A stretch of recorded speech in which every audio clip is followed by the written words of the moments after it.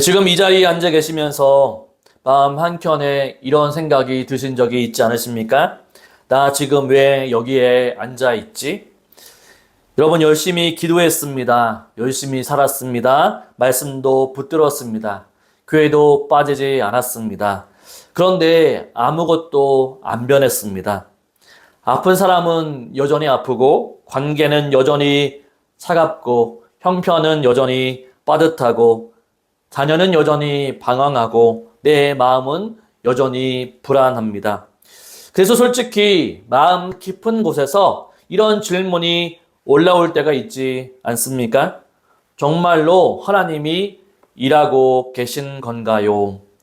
저는 이 질문이 불신앙의 질문이라고 생각하지 않습니다. 오히려 저는 이 질문을 통해서 저 또한 아주 오래 붙들고 있는 질문입니다. 저도 목사입니다. 설교를 준비하고 성도들 앞에서 하나님은 신실하십니다 라고 외칩니다.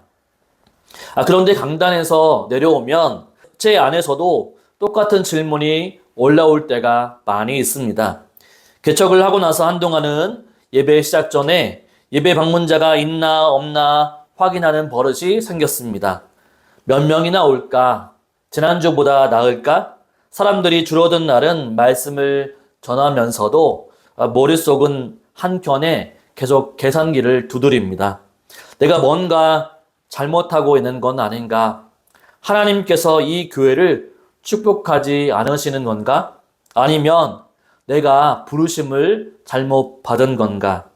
저는 그 불안을 숨기면서 설교를 했습니다. 하나님을 신뢰하라고 외치면서도 정작 저는 숫자를 세고 있었습니다. 바로 이것이 저의 민낯입니다. 그런데 오늘 저는 여러분께 한 가지 말씀을 드리려고 합니다. 아무것도 안 변하는 것 같은데 정말로 하나님이 일하시고 계시는 것일까요? 이 질문을 가지고 오늘 예수님 앞에 앉아 보십시오. 왜냐하면 예수님도 이 질문을 잘 알고 계셨기 때문입니다. 예수님도 이 질문에 직접 대답을 해 주셨기 때문입니다. 그 답이 오늘 본문 안에 있습니다. 예수님은요, 지금 두 가지 아주 짧은 이야기를 하십니다. 하나는요, 겨자씨 이야기이고 또 하나는 누룩의 이야기입니다. 이 두 이야기는 짧습니다. 세 절밖에 되지 않습니다. 그런데 이 짧은 세 절 안에 하나님이 어떤 방식으로 일하시는가에 대한 가장 정직하고 가장 혁명적인 답이 들어 있습니다. 오늘 이 말씀을 통해서 지쳐있는 분들이 다시 숨을 쉬기를 바랍니다. 그리고 포기하려고 했던 분들이 하나님은 지금도 일하시고 계시는구나 라고 하는 것을 마음속 깊이 붙드시기를 바랍니다. 자, 그럼 본문 안으로 들어가 보도록 하겠습니다. 여러분, 첫 번째 질문입니다. 우리는 왜 하나님을 의심하는가입니다. 왜 우리는 왜 하나님을 의심하는가? 이것은 아주 단순한 이야기입니다. 하나님의 방식이 우리의 눈에 보기에 너무 작아 보이기 때문입니다. 예수님이 겨자씨 이야기를 꺼내셨을 때 그 자리에 있었던 사람들이 어떠한 반응을 보였을지 한번 생각해 보십시오. 예수님과 함께 그 자리에는 제자들이 있었습니다. 12명이었습니다. 그 중에는 어부가 있었고 세리도 있었고 열심당원도 있었습니다. 여러분, 이 사람들이 예수님을 따라다니는 이유가 무엇이었겠습니까? 바로 그들은 자신이 원하는 기대가 있었기 때문입니다. 예수님이 이스라엘을 로마로부터 해방해 주실 것이다. 예수님이 다윗의 나라를 다시 세우실 것이다. 예수님 곁에만 있으면 나도 나중에는 장관 자리 하나라도 얻을 수 있겠지라고 큰 기대를 가지고 예수님 곁에 있었던 거죠. 그런데 예수님이 꺼내신 것이 무엇입니까? 겨자씨 하나입니다. 당시 겨자씨만 하다라고 하는 표현은요, 우리 말로 표현하면 쥐꼬리만 하다라는 말과 같습니다. 가장 하찮고 가장 보잘것없고 가장 작은 것을 가리키는 표현입니다. 예수님은 지금 그것을 손에 들고 이게 하나님의 나라의 시작이다라고 말씀하시는 겁니다. 제자들은 얼마나 황당했겠습니까? 베드로를 한번 생각해 보십시오. 베드로는요, 예수님을 따르기 전에 이 갈릴리 바다에서 고기를 잡던 어부였습니다. 그런 예수님을 만나고 모든 것을 버렸습니다. 배도 버렸고 그물도 버렸고 생업도 버렸습니다. 그런데 따라다니는 지 한참이 지나도록 어떻습니까? 여전히 로마는 건재했고 이스라엘은 여전히 식민지이고 예수님 주변에는 여전히 고작 12명 뿐이었습니다. 이 베드로의 마음속에 이런 생각이 들지 않았을까요? 내가 예수님을 잘못 선택한 것은 아닐까? 이분이 정말로 메시아이긴 맞기는 하는 건가? 내 친구들은 지금쯤 고기를 많이 잡아서 돈을 많이 벌고 있는데 나는 지금 여기서 뭘 하고 있는 건가? 베드로는 결국 나중에 예수님을 3번이나 부인합니다. 그 사람을 나는 모른다라고 얘기하죠. 이 장면을 우리는 이 베드로의 비겁함으로 읽습니다. 그런데 저는 이것이 비겁함이 아니라고 생각합니다. 이것은 베드로가 이 보이는 것에 너무나도 집착해서 보이는 것에 무너진 사람의 모습이라고 할 수 있습니다. 예수님은 잡혀가셨고 채찍에 맞으셨고 십자가에 달리셨습니다. 바로 그것이 베드로의 눈앞에서 펼쳐진 모습이었습니다. 보이는 현실이 너무나도 그것에 압도되었습니다. 그래서 베드로는요, 무너져 버린 거죠. 그런데 여기서 제가 한 가지 여쭤봐도 되겠습니까? 우리 모두는 부인하는 베드로를 비웃을 수 있을까요? 저는 없다고 생각합니다. 왜냐하면 저희들도 베드로이기 때문이죠. 눈에 보이는 것에만 집중하는 사람들이기 때문입니다. 여러분도 베드로이기 때문이죠. 오래 기도했는데 응답이 없을 때 우리는 이렇게 생각합니다. 하나님이 안 들으시는 건가? 아니면 내 믿음이 부족한 건가? 아니면 하나님이 나한테 관심이 없으신 건가? 오랫동안 전도했는데 아무도 안 돌아올 때, 이럴 때 우리는 생각합니다. 지금 내가 잘못 살고 있는 건가? 아니면 우리 교회가 문제가 있는 건가? 아니면 복음이 요즘 세상에는 안 통하는 건가? 자녀를 위해서 수십 년을 기도했는데 자녀가 여전히 하나님 앞에 돌아오지 않을 때 우리는 이렇게 생각하죠. 내가 부모로서 뭔가 잘못한 건가? 하나님이 우리 아이를 포기하신 건가? 바로 이것이 우리 모두의 모습입니다. 베드로와 똑같은 모습이죠. 보이는 것이 너무나도 작고 너무나도 초라하고 너무 느릴 때 우리는 무너집니다. 그런데 예수님은요, 바로 그 자리에서 겨자씨를 손에 들고 이렇게 말씀하십니다. 이게 전부가 아니다. 자, 이제 겨자씨를 다시 보십시오. 예수님은 이렇게 말씀하십니다. 이것은 모든 씨앗 중에 작은 것이다. 그런데 자라면 새가 와서 깃들일 수 있는 나무가 된다. 씨앗의 크기와 나무 크기 사이의 간격을 한번 생각해 보십시오. 겨자씨는 눈으로 보면 거의 전과 가깝습니다. 그런데 그 씨앗의 생명이 자라서 나무가 되고 이 겨자나무가 되면요, 사람의 키보다 2배, 3배가 됩니다.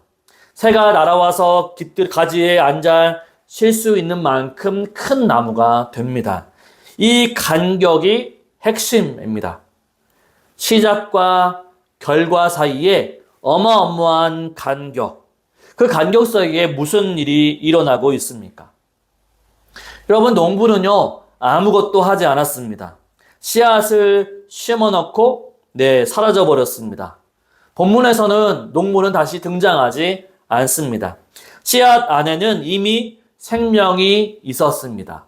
바로 그 생명이 스스로 일했던 거죠. 농부가 보든 보지 않든, 농부가 믿든 안 믿든, 농부가 확인하든 확인하지 않든 씨앗은 자라고 있었습니다. 이것이 우리에게 무엇을 말하고 있습니까? 하나님 나라의 성장은요, 우리의 관리 능력에 달려있지 않다라고 하는 거죠. 우리가 더 열심히 해서 씨앗을 가꾸미 할 때 자라나는 것이 아닙니다. 우리가 더 완벽해야 자라나는 것이 아닙니다. 우리가 더 많은 사람을 데려와야 자라는 것이 아닙니다. 씨앗 안에 이미 생명이 있습니다. 그 생명이 자랍니다. 그런데 우리는 어떻게 합니까? 씨앗을 심어놓고 매일 파냅니다. 자라고 있어? 왜 아직 안 자라고 있지? 정말 이 씨앗이 살아있는 걸까? 매일 파내며 확인하는 농부. 이것이 우리의 모습인 거죠. 매일매일 확인하고 싶어 하는 것이 우리의 모습입니다. 기도하고 나서 결과를 바로 기다립니다. 즉각적인 응답을 기다리는 거죠. 말씀을 받고 나서 바로 변화를 기대합니다. 헌신하고 나서 바로 보상을 원합니다. 그리고 보이지 않으면 파냅니다. 역시 죽었어. 역시 안 되는 거야. 역시 하나님이 안 하시는 거야. 그런데 여러분, 한 가지 물어봐도 되겠습니까? 매일 파내는 농부의 밭에서 씨앗이 자랄 수 있겠습니까? 네, 자랄 수 없습니다. 씨앗은요, 땅 속에 묻혀 있어야만 자랍니다. 보이지 않는 곳에서, 어둠 속에서 아무도 모르게 그렇게 자라납니다. 보이지 않는 것이 자라고 있다는 증거입니다. 그러면 이 씨앗이 과연 자랄 것이라고 하는 것을 우리는 어떻게 확신할 수 있을까요? 바로 이것이 두 번째 이야기, 누룩의 비유로 넘어가는 이야기입니다. 예수님요, 이번에는요, 여자 이야기를 하십니다. 한 여자가 밀가루 반죽 속에서 누룩을 넣습니다. 그런데 여기 중요한 것이 있습니다. 이 단어, 넣었다라고 하는 말의 뜻은요, 사실 숨겼다라고 하는 뜻입니다. 여자는요, 누룩을 반죽 속에 그냥 넣은 것이 아니라 숨긴 것이죠. 반죽 속으로 사라져 버렸습니다. 보이지 않게 되었습니다. 그리고 본문은 이렇게 말합니다. 전부 부풀게 하였다. 여러분, 누룩 한 조각이 바로 엄청난 양의 밀가루 전체를 남김없이 전부 바꿨습니다. 여러분, 보이지 않는 것이, 숨겨진 것이 전부를 바꿔놓았습니다. 이것이 바로 하나님이 일하시는 방식이죠. 하나님은요, 보이지 않은 곳에서 일하십니다. 그리고 보이지 않는 그 일이 결국 전부를 바꿔놓는 거죠. 그런데 여기서 저는 여러분께 아주 불편한 말씀을 드리려고 합니다. 이 비유를 듣고 나서 이런 결론을 내리시면 안 됩니다. 그래, 나도 겨자씨처럼 포기하지 않고 더 열심히 해야지. 그래, 나도 누룩처럼 내 삶 속에서 더 좋은 영향력을 끼쳐야지. 이것은요, 본문의 메시지가 아닙니다. 다시 본문을 보십시오. 농부는요, 씨앗을 심은 후에 아무것도 하지 않았습니다. 여자는 누룩을 넣은 후에 아무것도 하지 않았습니다. 씨앗을 자라게 한 것은 농부의 노력이 아니었습니다. 밀가루를 부풀게 하는 것은 여자의 기술이 아니었습니다. 씨앗 안에 생명이 자랐고요. 누룩의 성질이 반죽을 바꿨습니다.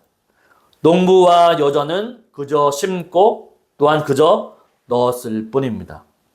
그러면 우리는 무엇을 해야 합니까? 저는 지금 이 질문에 대해서 아주 정직하게 답해야 할 것 같습니다. 우리가 할 수 있는 것은 아무것도 없습니다. 하나님의 나라를 위해 바로 우리가 우리의 힘으로 자라게 할 수는 없습니다. 복음의 능력을 우리의 열심으로 만들어낼 수는 없습니다.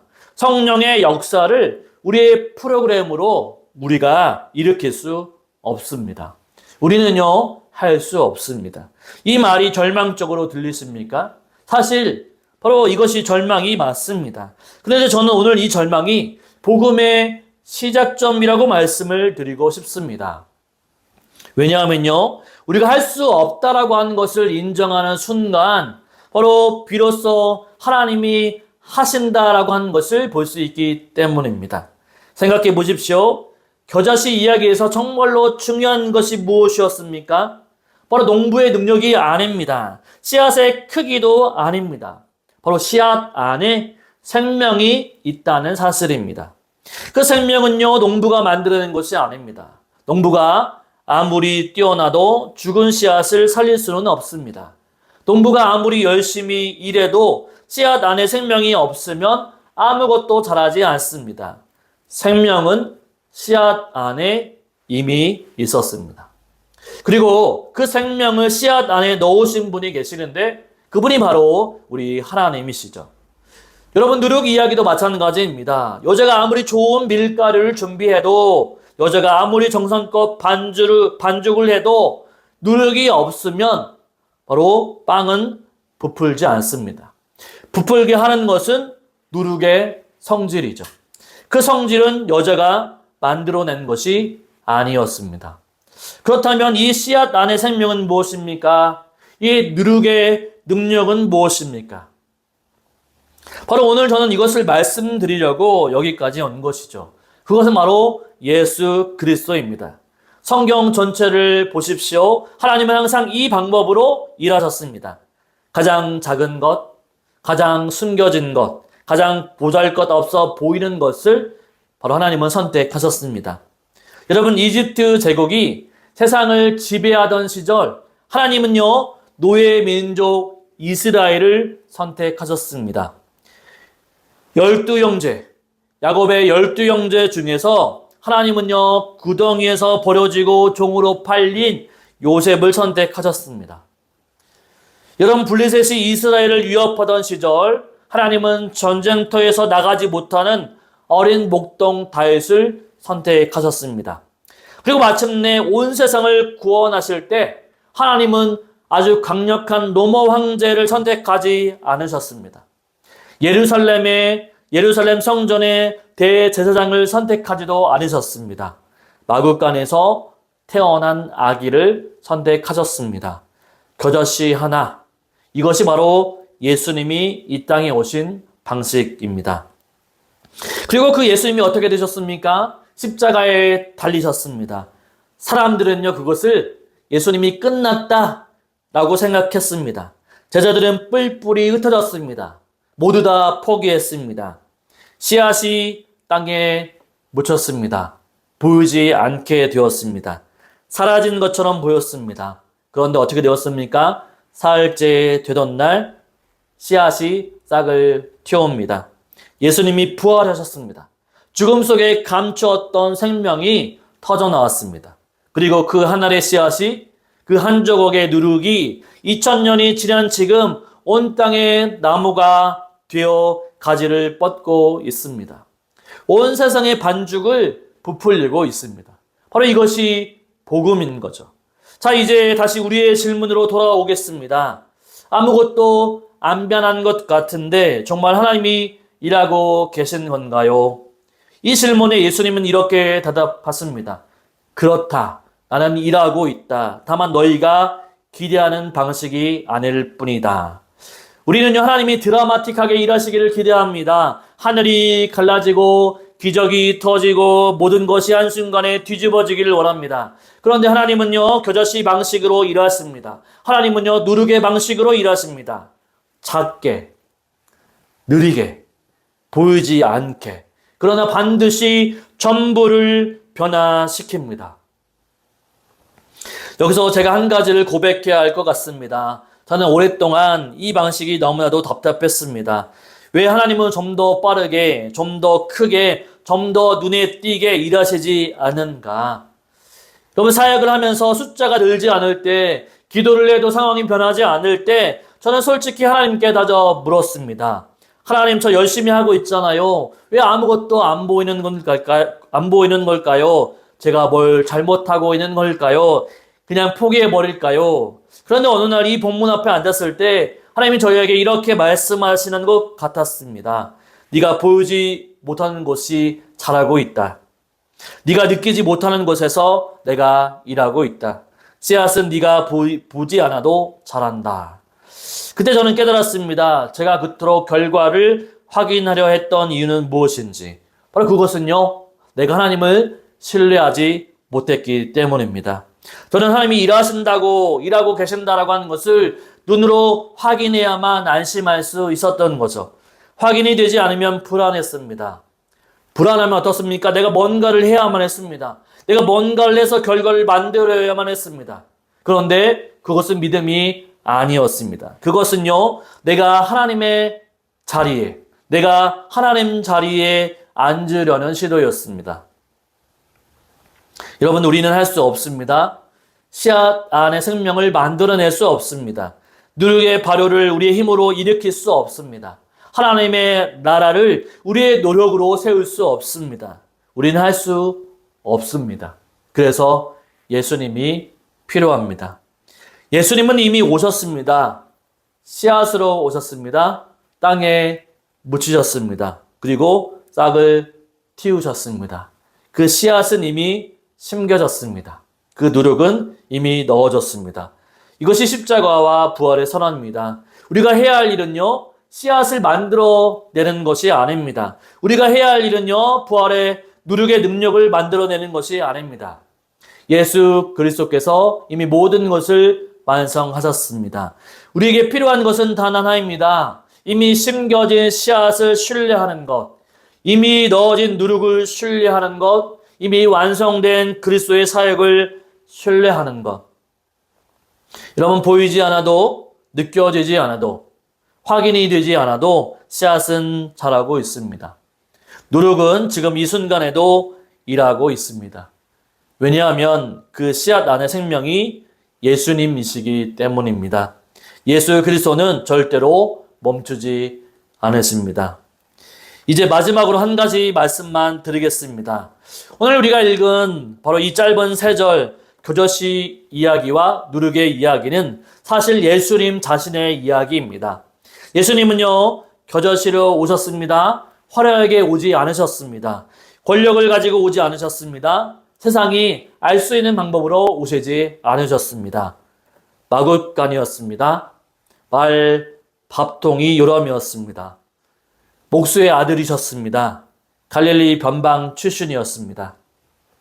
당시의 사람들 눈에는 겨자씨였습니다. 가장 하찮고 가장 보잘것없는 시작이었습니다. 그리고 그분은 십자가에서 땅에 묻히셨습니다. 사람들은 그것이 끝이라고 했습니다. 바리새인들도 안도했습니다. 로마는 신경도 쓰지 않았습니다.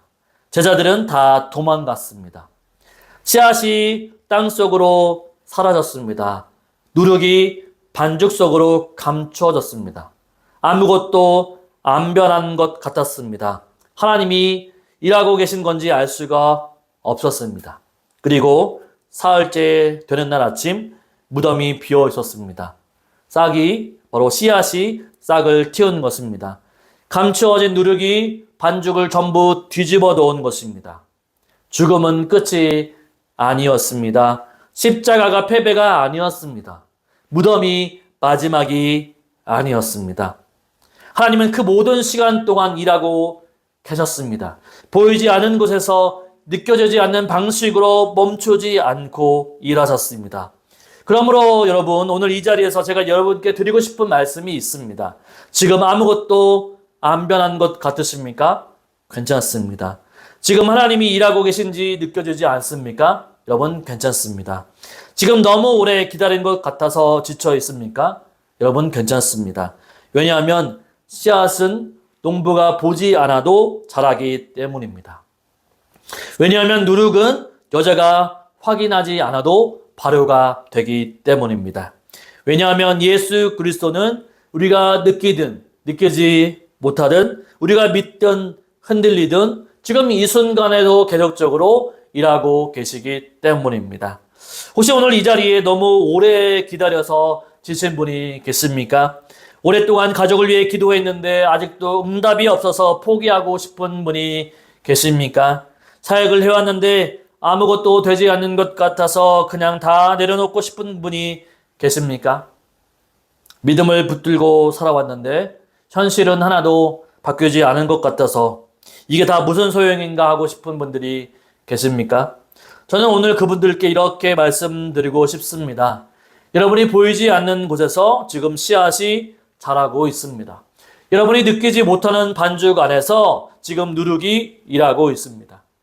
하나님은요, 쉬지 않으십니다. 하나님의 일은 우리의 확인을 기다리지 않습니다. 그리고 이것이 그 증거입니다. 예수 그리스도의 십자가. 그분은 우리가 전혀 준비되어 있지 않을 때 오셨습니다. 우리가 요청하기도 전에 오셨습니다. 우리가 알아채기도 전에 이미 씨앗으로 심기시고 이미 누룩으로 넣어주셨습니다. 우리를 위해 죽으셨습니다. 우리를 위해 부활하셨습니다. 우리가 아무것도 하지 않을 때 이미 전부를 하셨습니다. 이것이 복음이죠. 이것이 하나님의 방식입니다. 작고 느리고 보이지 않게, 그러나 반드시 전부를 완전하게 역사하시는 분이십니다. 그러므로 우리가 해야 할 일은 딱 하나입니다. 더 열심히 하는 것이 아닙니다. 더 완벽해지는 것이 아닙니다. 더 많은 것을 증명해내는 일이 아닙니다. 이미 심겨진 씨앗을 믿는 것입니다. 이미 넣어진 누룩을 신뢰하는 것입니다. 이미 완성된 그리스도의 사역 위에서 서는 것입니다. 그것이 믿음인 것이죠. 그것이 하나님이 우리에게 요구하는 전부입니다. 오늘 이 말씀을 한마디로 마무리하도록 하겠습니다. 하나님은 보이지 않는 곳에서 일하십니다. 그러므로 안 보인다라고 하는 것은 멈춰 있다라고 하는 뜻이 아니라 지금 가장 깊이 일하고 계신다는 뜻입니다. 이 사실을 믿고 지금도 역사하신 하나님을 신뢰하며 나아가실 수 있는 저와 여러분의 인생이 되시기를 주님의 이름으로 축원을 드립니다. 아멘.